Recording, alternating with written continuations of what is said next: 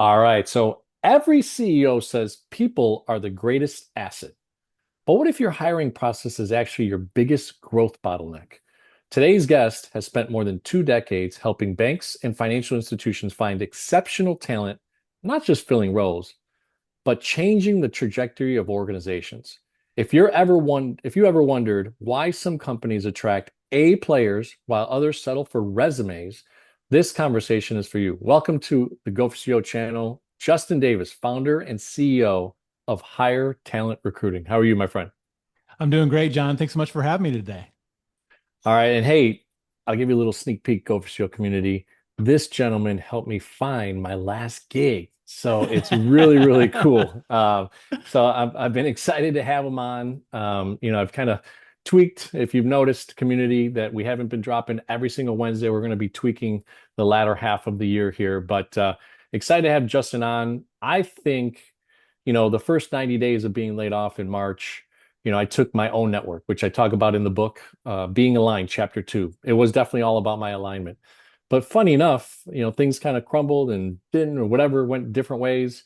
And Justin and I connected, and I just loved his approach. So I think you're going to Mhm. really enjoy this episode and sharing how true talent, recruiters and providers of talent to communicate to communities and organizations will do. So Justin, can you give us a little bit of your background? Were you a corporate guy? Is your family entrepreneurial? Or you just started this business, willy-nilly, that type of thing. So, Yeah, I have probably one of the most unique backgrounds when it comes to corporate recruiting that I know. Grew up in a small town in Indiana, very poor. My parents, my mom got pregnant with me my senior year, her senior year of high school, mm, and so really kind of grew up. My dad was a machinist, worked in factories his whole life, and we moved a lot. Got kicked out of houses when I was growing up because we couldn't pay the rent. We're consistently in trailer parks. My grandpa We lived with my grandparents for a while. My parents were consistently borrowing money from my mm, grandparents to make ends meet. And so we moved from this little farm community when I was 10 years old to another small town called Crawfordsville, Indiana, just west of Indianapolis. And I didn't realize how poor I was until we moved, because I mm. started getting made fun of a lot, from the clothes I was wearing to the bike I had, the shoes I was wearing. And so I realized at that age, fifth grade, that if I wanted things that were nicer, I couldn't rely on my parents to buy them for me. And so I Mm. got a paper route. Paper route turned into mowing yards. Mowing yards turned into, I would go door to door selling greeting cards, a few weeks before Christmas. And my parents were so poor that they would actually borrow money from me growing Mm. up. And so there was always that, if I want it, I got to go out and make it happen type of mentality. First person in my family to go to college, played basketball in high school, then went on and played basketball in college. But my parents couldn't help me with college, so I basically financed that either on my own and with the federal government, as a lot of people do. But just really had kind of this scarcity mindset of like, I'm never going to have enough money. I'm never going to arrive. I always have to work harder.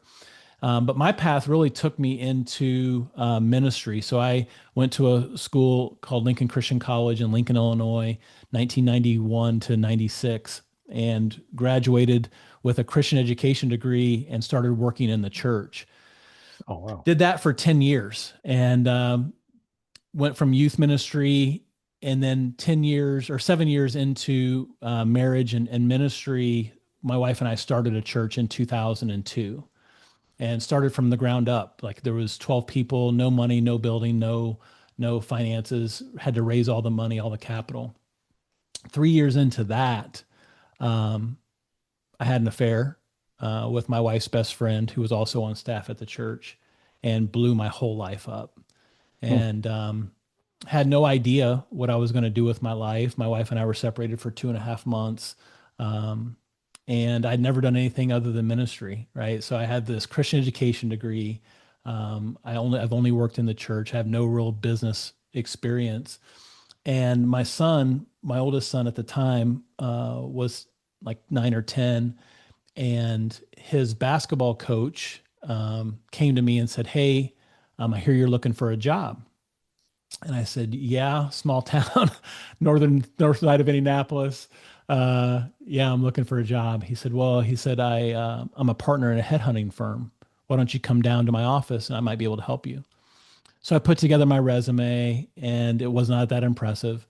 I go down to his office and meet with him. I meet with another partner, and I thought at that point, I thought he was trying to help me find a job, like, in the corporate world. But what he was doing is he was interviewing me to work there. And so we get in with that conversation. He's like, "Hey, I'm going to send you this link to a Selexis test. I want you to take it, and then I'll call you after I get the results." So it's like this online sales, test. So he calls me back. He's like, "Hey, our owner, the senior partner, would like to meet with you tomorrow." So I go back down and I meet with the senior partner, and the senior partner says, "Hey, we really like your first interview. You scored higher on this sales test than any recruiter in this office.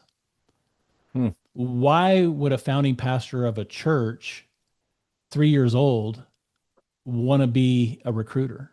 And I said, "My wife and I are separated.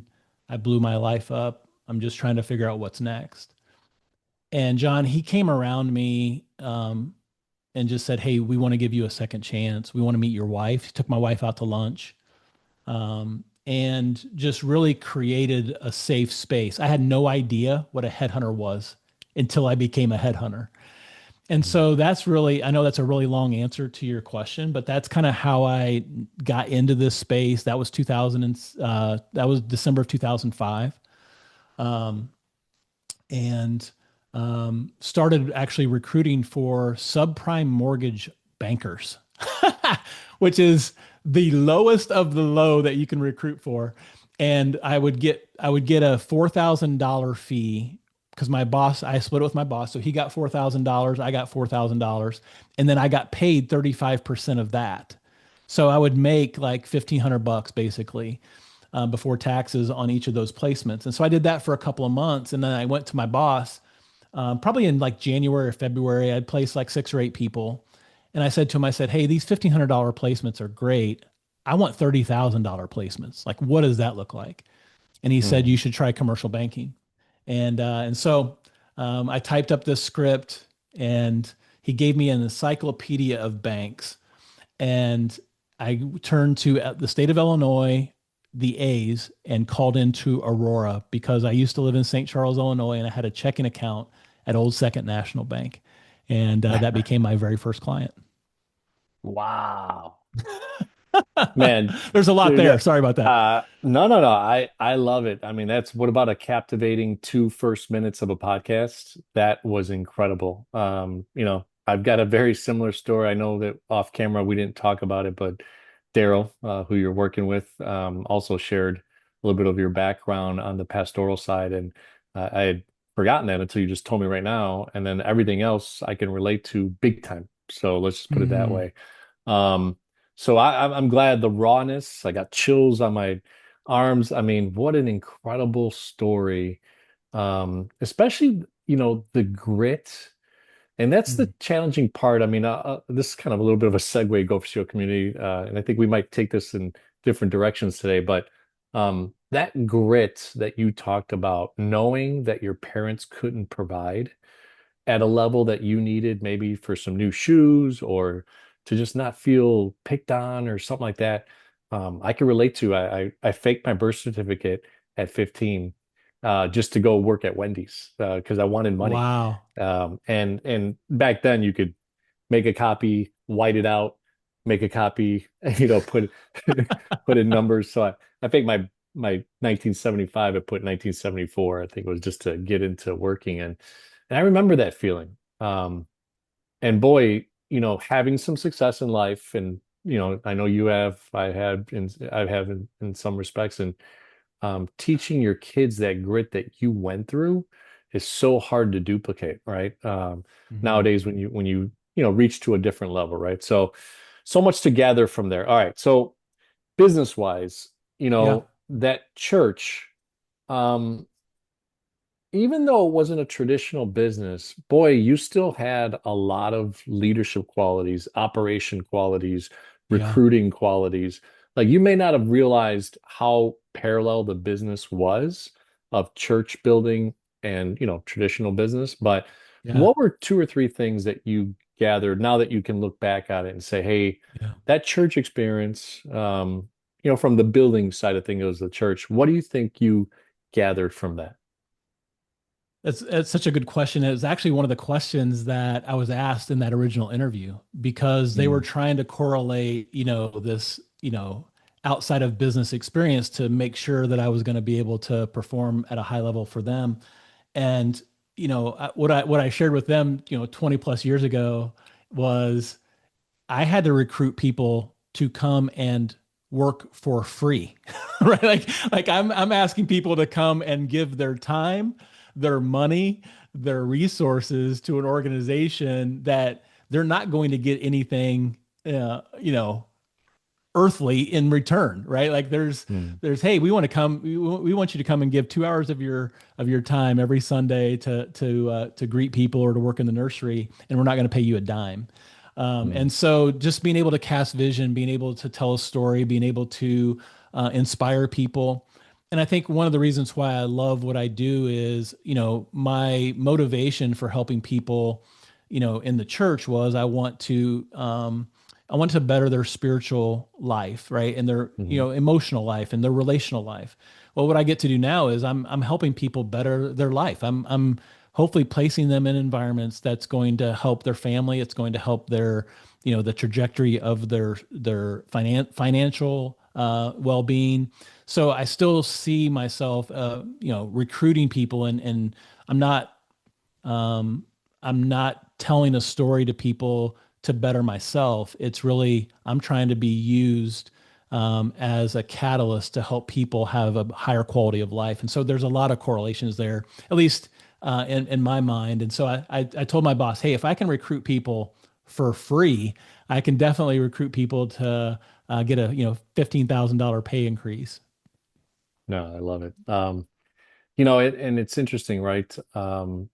Faith, family, fitness, finance, and fun Mm, are the five F's that I wrote about in the book. And you know, um, failure in any one of those is a real thing, right? yeah. So using those failures and some of the things that you experienced at the highest level with your own family, with the business of church and all that type of stuff, and then coming from that and resurrecting and you know what? A lot of times, again, chapter two, I'm stealing from the chapters here is that hand up that the partner did by coming over to you and saying, "Hey, we're going to give you that second chance." God must have resurrected you. So, and I feel like people in the Go for Yeah. SEO community listen to this, part of this, right? Like Justin didn't say, "Okay, well, I'm done. This failure determined my whole life." What he did was pick himself up. Maybe there was a knock on that door of that partner, that first partner that said, "Hey, I heard you were looking for a job." You were still open-minded to it. You went and, took the test, scored higher than everybody else. The next partner says, "We're going to give you a chance again to revive and, rise from the ashes." And look what you Mhm. did. You took that opportunity and ran with it. So tell us a little bit about that next run, right? So you're Yeah. you're into the organization, you're doing, Hmm. like you said, 5 to 10 placements, you're starting to have some success, but you're saying to yourself, like, hey, there's a bigger, you know, bite at the apple here. So what was that conversion like? Did you have to go to a different institution or firm or did you build something within that went to that next level? Yeah, that's a great question. Um, so 2006, I called second. I have this script. I get the recruiter on the phone. It's the first time I've not left a voicemail. I start reading my script. He's like, "How long you been doing this?" I said, "Well, today's my second day recruiting for commercial bankers." He's like, "Yeah, I can tell. That was bad." And so I said, why don't you look at, all the open positions? You give me the position that's been open the longest." Uh-huh. And it was a contingency, right? There was no risk. So you only pay me, if I place it. Well, I filled that in like less than 30 days. Wow. And that just kind of started like this belief that, man, if I can build relationships with the right people and I can differentiate myself, because recruiting is kind of like being an attorney. If you've had a bad experience with it, then you lump all of them into that category. Mm, And what I okay. felt like is, I didn't know this at the time, but if you can be honest, if you can return people's phone calls, if you can do what you say you're going to do, and if you can protect that person that you're working with and you can serve the companies that are paying you, that's going to differentiate. It's not rocket science, right? Hmm. It's such a it's there's such a lack of character, I think, sometimes in the business world, that if you're just a person of character, people are going to remember you.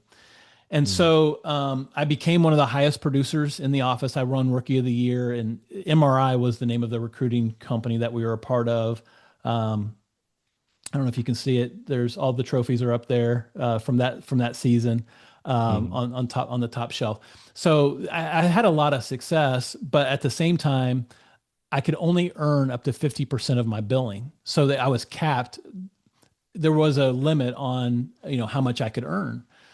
And so I ended up leaving after 4 years. Actually went back and started working at a church. I worked at a church for 6 years after that. So I took a big pay cut. But I had Oh, four wow. banks in Chicago that called me and said, "Hey, I know you're not with Princeton One was the name of the company I was working for. I know you're not there anymore. We only want to work with you. So can we call you from time to time with open positions and you just fill them for us?" And so for the next probably 10 years, I just kind of did recruiting on the side. I was a pastor, and then I was doing recruiting. And it was such a great supplement. And I would make like 2 to 3 placements a year, but I would make like more on those 2 to 3 placements than I was actually making as a pastor. Sure. But it kept me in a relationship with hiring managers. It kept me in a relationship with these four banks specifically. Well, then in 2021, I had done a ton of business with Old Second National Bank. The recruiter that I worked with in 2006 is now the executive vice president of human resources at Old Second. He and I have maintained a relationship where our wives, we've all four gone out to dinner several times. If I'm in Chicago, I'll go and have lunch with him. He texted me and said, "Hey, we just acquired a bank. We have 120 open recs. Obviously, COVID was a huge factor, right? It was a great resignation. People were quitting like crazy. It was just a huge disruption in all markets." He's like, "Would you come inside the bank and work for us?" And so we worked out the financial aspect of it. He's like, "I need you for 6 to 8 weeks." So I had an Old Second email address. I had, a phone extension. This is all remote, but Hmm. I was a part of the team. And John, I learned more about banking and I learned more about how a bank, like I was typically only doing like credit analysts or commercial lenders. Well, now I'm looking for trust officers. I'm looking for Hmm. compliance people. Like I'm learning all kinds of stuff and I'm a part of the team. So I'm getting return phone calls and return emails. I'm filling positions like crazy because I'm on the inside now. And so I'm taking all of the skills that I had learned as an external recruiter, I'm deploying them internally as a part of the organization. And I actually worked there for 10 months. Um, and Mm. I actually quit. They would have kept me on longer. They had actually moved me from a temp position to a permanent position, and they wanted me to stay on. But I wanted to take the skills that I had learned as an external recruiter and then the experience that I had as an internal part of the team and create a new company that did things differently. So that's kind of been the last 15 years, in like a 3 minute segment. But that was really taking some of those all of the pieces of all of that. And so then in 2022, January of 2022, I launched full time my new company, Hire Talent. It's interesting. You developed a new segment in that first company, had some success, right? and then make the switch to go back to an industry, right, into a faith-based situation that really, probably called you, right? There was some internal feeling. Faith Hmm. is obviously number one in our lives. Can you share a little bit about that? Because I think there's people that struggle, right? There is that faith and finance fight, right? Of like, well, I'm too successful, or or this, or maybe I don't deserve this, or did you have any struggles of that point, or was it related maybe to family because you guys had mended things? Like what, if you don't mind sharing a little bit of kind of that reasoning of why you left the industry for a while? Yeah. So, I felt like there was this calling on my life that I wanted to serve in the church. Um, I felt like my wife and I, in that season, we were 4 years into our restoration, and we were asked by several churches to share our testimony. So we would travel and speak at different churches, and was given an opportunity to write a book about our experience in that season. And so there were some opportunities there, not just from a ministry standpoint, but entrepreneurially, right? To be able to, share our story and bring hope to people who may have failed. That your failure isn't final. That just because you have failed doesn't mean that there isn't restoration. Even if your marriage doesn't make it, there's still an opportunity for second chances. And so feeling like there was a bigger story going on than just making money in that season was Hmm. was a big factor.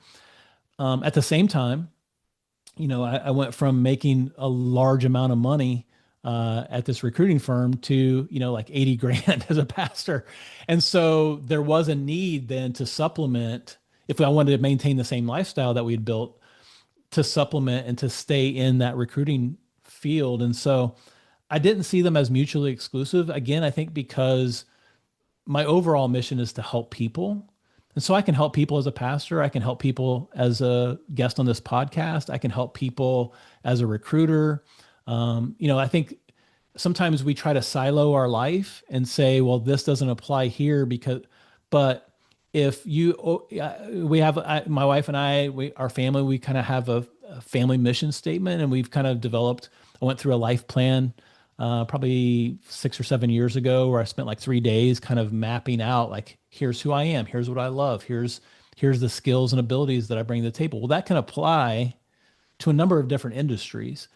And with the way that our culture and really the global economy is structured these days, you can have all kinds of side hustles, right? Like this is you know, being an author, being a speaker, being a podcast host, that's a part of you, but it's you're also a banker, right? Like so I think being able to diversify our skill set and our experience across multiple things, it only gives us an opportunity to have a greater impact. And so I don't see I'm not I don't work at a church anymore, but like the last Sunday I was at a church in Colorado speaking. So I flew out Hmm. on Saturday. I spoke. I flew back on Sunday. I got up Monday morning and did 8 hours of recruiting. So it's like, Sweet. I feel like those things can live together. Oh, 100%. As you were sharing, I picked out failure is not final. I'd love to hashtag that and put that on a shirt because how true is that, right? And until we die and we're actually in our resting spot, and hopefully, if you have a faith, you're up in heaven. Um, nothing's over. I've had Right. friends that were making tons of money, doing some big things, and just gambling ate them up. I Mm. remember a friend calling me. I'm in the Hamptons, New York. I won't say his name, but he calls me and he's like, "Hey, if I take a $220,000 check made out to the company and deposit it in my own account, you know, they were a pretty big company, so it's like a multi-billion dollar company." He's like, um, is that fine? I'm like, what do you mean? Is it fine? What are you talking about? And he went through a season of major gambling, um, and now today, his last daughter, his youngest, is going to Wisconsin University. His first son went to Yale. His second son is at Michigan State University in his junior year. And boy, 15 years ago, you would have thought failure is final, right? Yeah. So how incredible is that? I'm getting Yeah. goosebumps again. I get goosebumps a lot talking to you, brother. So, um, so that is just so powerful. And I hope Go for Steel community that you're listening, right? Faith, family, fitness, finance, and fun, the five F's that just kind of resonate in your life, right? And we're talking about Go for CEO, and it's in every aspect of your life that you create this mechanism, right? So, all right, neat. So, look, you went back, you fulfilled some of that calling. Um, hmm I love the hybrid side. I've been wanting to actually write a book. I don't know how, I maybe thinking about ghostwriting it in a sense, because in the sense that I feel like it's this current wave of what you just talked about, of knowing that technology has given us some freedoms, some abilities. If you're smart about it, you can multiply your income in different ways that weren't even available 10 years ago. And that hybrid notion is very true. So um, let's go back to just building the higher talent because I think that's Yeah. resonates obviously here. But I love those Yeah. 2 points. Failure is not final. And this hybrid situation in our current economy is a great topic. We might have to come back to another podcast on that. So hire talent.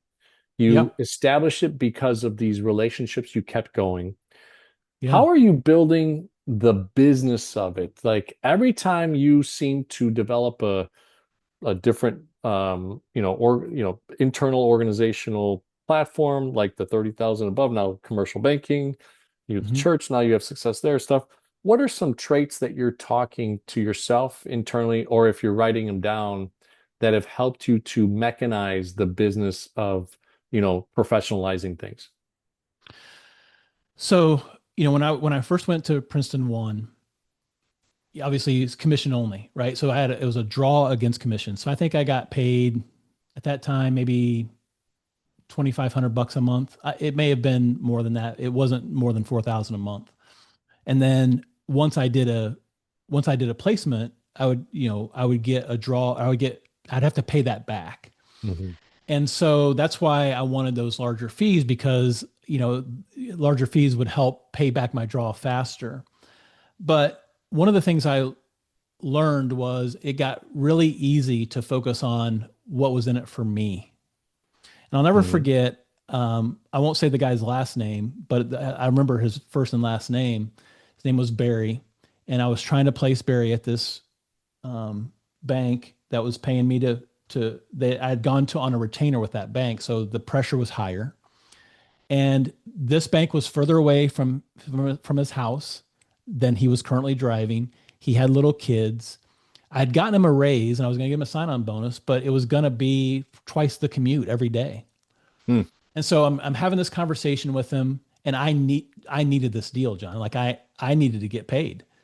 Sure. And at one point, he said to me, Justin, is this about you or is this about me?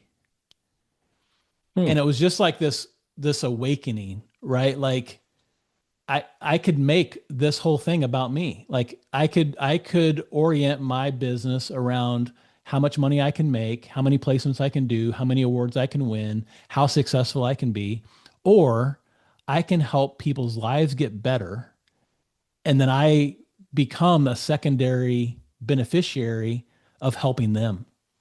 And it really just helped me. I'm grateful that it was so early on. It was probably 6 or 8 months in to my time there.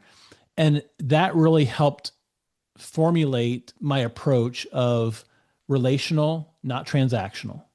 So I have candidates who call me just to ask my advice. I have candidates that call me to ask what the market is looking like. I had a candidate call me, what's today? We're recording this on a Thursday. I had a candidate call me on Monday, knowing my story. He's separated from his wife. Hmm. I've never placed him. I've never done any business with him. He's never made me any money, but he needed some advice on what does it look like to pursue reconciliation. Hmm. And we had a 25, 30 minute conversation. I did not get a paycheck as a result of that conversation. It was because we're in a relationship. And so I want to be from a candidate standpoint, I want to be a trusted advisor. I want to be somebody that when somebody is looking to make a move or they're open to an opportunity, I'm the first person that they call because they know they can trust me and I've built a relationship with them. From a what has distinguished hire talent is I took my experience at Old Second and I thought, man, so many recruiters, if you don't know what recruiting, how it works, most recruiters, I would say 80% of recruiting firms are what's called contingency. So it's usually a 20 to 25% fee based on a candidate's base salary that they get paid only if that candidate is hired. And so on a $100,000 salary, the candidate or the recruiter would get $25,000 as a fee after that candidate is hired. But there's all kinds of competition. You typically throw as many resumes up against the wall as you possibly can, as quickly as you can, hoping something sticks. And I just thought I don't want to play that game anymore. And so I came up with a model where I said, okay, I'm going to charge a $15,000 flat fee for every position, regardless of salary. So then the bank knows I'm not incentivized to get this guy $20,000 more, knowing I'm going to make $4,500 more. Hmm. I'm going to I'm going to work for the bank on a flat fee, but they're going to have to pay me $7,500 up front because I want them to have skin in the game. I want them to view me as a partner and not just a vendor. And so I rolled this out in January of 2022. I called some of the banks that I'd worked with in the past that knew me. I said, hey, new model, new strategy. Here it is. Take it or leave it. And it took a while for it to catch on. But one of the first banks that bought into it was this brand new bank, it's a 3-year-old bank called First Women's Bank. And I hit it off with them. They were interviewing me and two other female recruiters, and the name says it all, First Women's Bank. And so I was pretty sure they weren't going to go with me simply because of my gender. And man, it's been such a great partnership. In the last 3 years, I've placed 11 people there. Hmm. And I feel like, when I first started working with them, they had 26 people on staff. There's like 70 people on staff now, and I've placed 11 or 12 people there. So I'm like really literally helping set the course of the organization. Right. Hmm. And most of the banks that I work with are under 2 billion in assets. So they're smaller, but I'm talking with decision makers and I'm placing people in positions where their impact on the organization is going to be felt. It's going to be tangible. And so I know that's a really long answer to your question, but that hopefully gives you kind of a picture of what distinguishes relational business from just transactional business is kind of the whole mindset that I'm trying to go for. No, and I really enjoy that because, the reality of starting a business, and I shared with you off camera, you placed me at First Woman's, and, that itch, that entrepreneurial itch that I naturally have of producing, producing, producing. So you took us through a cycle that a lot of people don't know how to feel through that, right? What are the emotions? Like, I need this sale, Ben, right? Or I think his name was Ben, right? Like, Yeah. Barry. oh, Barry, sorry. I need to place you in your mind, but man, that stinks through the telephone. It stinks through a Yeah. conversation. And it's amazing. You don't notice that until you're older in life that you realize that you were stinking. Like Yeah. you were sharing like how desperate you really are for that. And how cool is it that he called you out and you had that learning lesson. But Go for Share Yeah. community, it's not easy. It's not easy because Justin needed that commission. He needs to provide for his own family. So I always talk to entrepreneurs, especially new ones, what was that development of patience, right? Of not foregoing your ethics and morals for the next dollar that's coming in. And having the patience to be able to get through this season, like you've talked about a few times, of your cycle of business, cycle of life, and not foregoing it so that you can upward mobility wise have a way better destination. Because look at all I know when we first talked, you're like, oh, I know that bank. Oh, yeah, I do business with that bank. And you're like, oh, yeah, I know them. Oh, they sent you an offer letter? And I'm like, yeah, yeah, yeah. And one of the things that caught me is how many relationships you have that in this new model, which I had not heard of from I always knew contingency really from those recruiters that I had talked to before. And I was impressed by that. So it was a really interesting, cool business model that took Hmm. some grit to build. And now look at the success that you've been able to have. So it's pretty awesome. So, all right, um, let's go into leadership because I think one of the qualities of leadership is that you place yourself in doing the things that you're willing to do, right? So that you could show coach others, right? I know Yeah. that the firm, from a employee standpoint, what is the structure right now that you currently have at Hire Talent? Yeah. So the structure is I'm a 1.5 person show. So Okay. I have a operations director or admin person that works about 15 hours a week for me. She helps with, all the admin, spreadsheets, pipeline, things like that. And then I'm basically, and, some of the billing stuff. And then obviously I have a CPA that's, 1099, and I have a bookkeeper that's 1099. But from a recruiting standpoint, from a business standpoint, I'm in a conversation right now with a guy. I actually placed him in February of 2006. He was like the third person I placed. He just turned 70. He's still a commercial lender. But he's one of the best guys I know. I have breakfast with him every time I come to Chicago, which is usually about every other month I come up there. And we just talk. He's obviously, I'm 52, so he's ahead of me in life, and so I just became a grandpa. He's been a grandfather.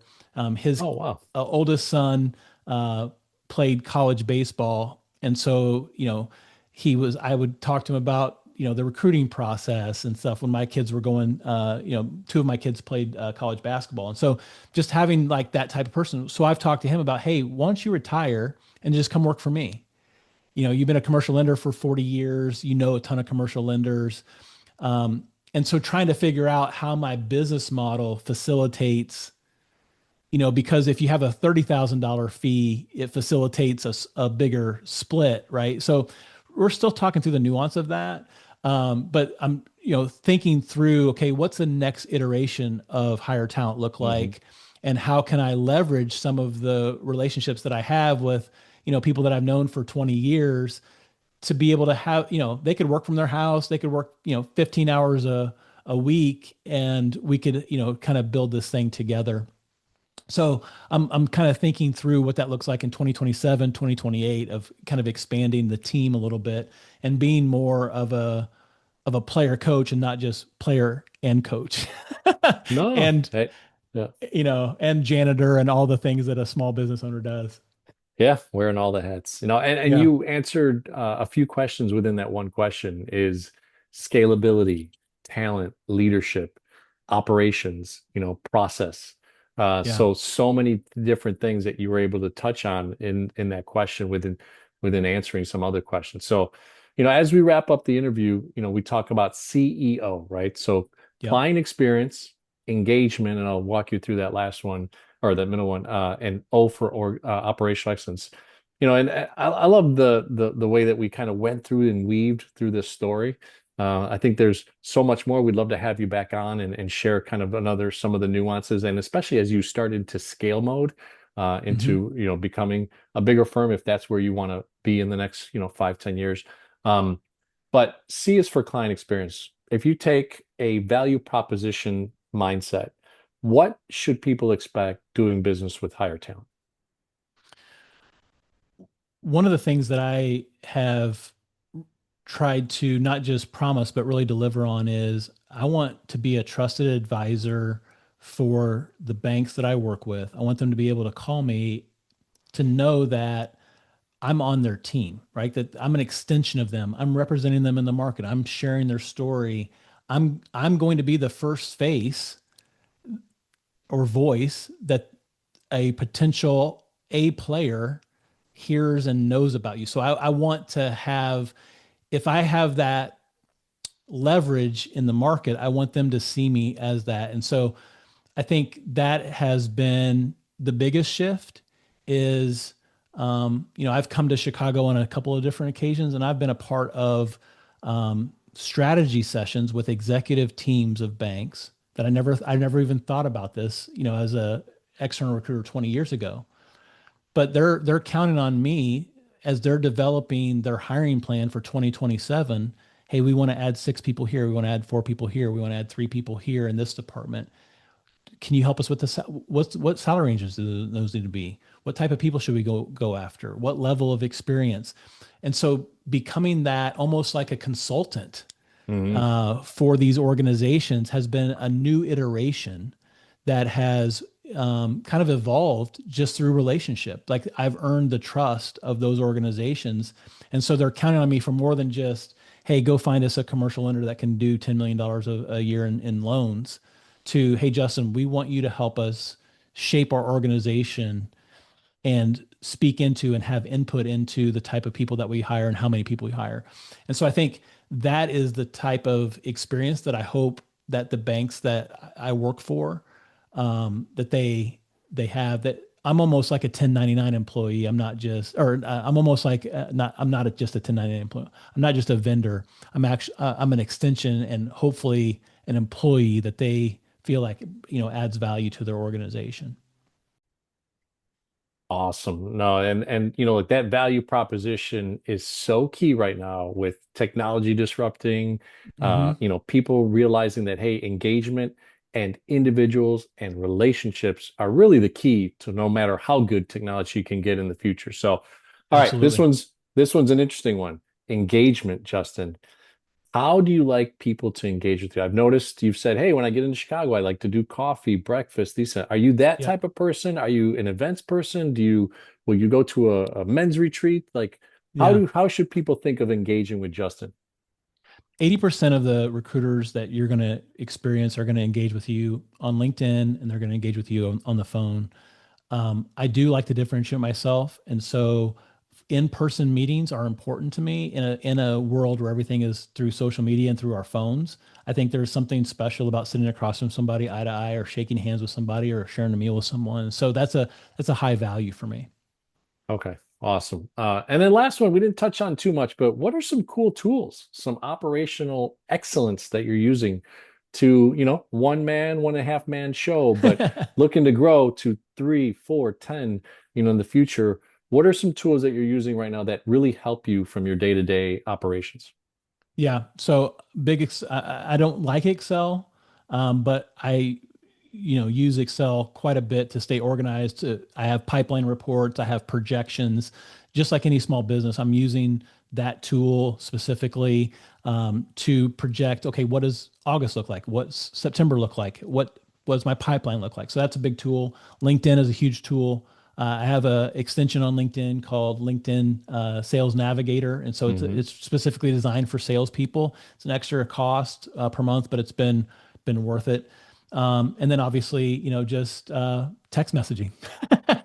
I Just love being it. able to instantly reach out to people and connect and just say, hey, just checking in and see how things are going for you. It doesn't have to necessarily be a sales call. You can just check in on somebody or let them know you're thinking about them. You know what? I can go an hour on that last one. Part of chapter 2 on alignment is 100% staying in touch. And I've loved the first few weeks that I've been at First Woman's. You'll just drop me a quick text, right? And that's how I feel with people that I haven't talked to. I may not have met with them for 3 or 4 years. A guy named Tom Harris that almost got me into BMO, just great COI of mine. He's in purchase order finance. And it's interesting, we just stay in touch on text, and we said, man, it's been 3 years since we grabbed lunch. But that connection feels so connected just by saying hello, by being Right. interested in that person. Hey, you came to mind. I was reading a book. I had a call. Your name came up, and letting them know that that they're on your mind is so huge. So, how do Yeah, people get a absolutely. hold of you? What's the best way to connect with you? And how Yeah. do people if they want to do business with you, from either being recruited or helping them recruit a great talent? How do they get a hold of you? Yeah. So you can find me on LinkedIn. Just search Justin Davis. And you can also go to our website, which is hiretalentco.com. And all of my contact information is there. You can fill out a form. There's a form for potential candidates or a form for potential clients. HireTalentCO.com. Don't go to that Yep. other one with no co. Okay. So, Right, right. so HireTalentCO.com. awesome, brother. Well, hey, thank you so much for being a part of the Go for CEO channel. Ladies and gentlemen, if you haven't ordered the book, okay, it's on Amazon right now. It's been hot. It's been doing good over the last 8 months or so that have been out since October. It's almost going to be a year. Geez. But hey, faith, family, fitness, finance, and fun. Justin was very raw at the beginning of this interview, sharing a lot of detail from personal to business and the journey that he had. And that's what we love bringing on to the Go for CEO channel. If you haven't subscribed to the channel, become a subscriber and look out for the shorts and the long format of Justin's interview coming out soon. Thanks so much for being on the show. Thanks for having me.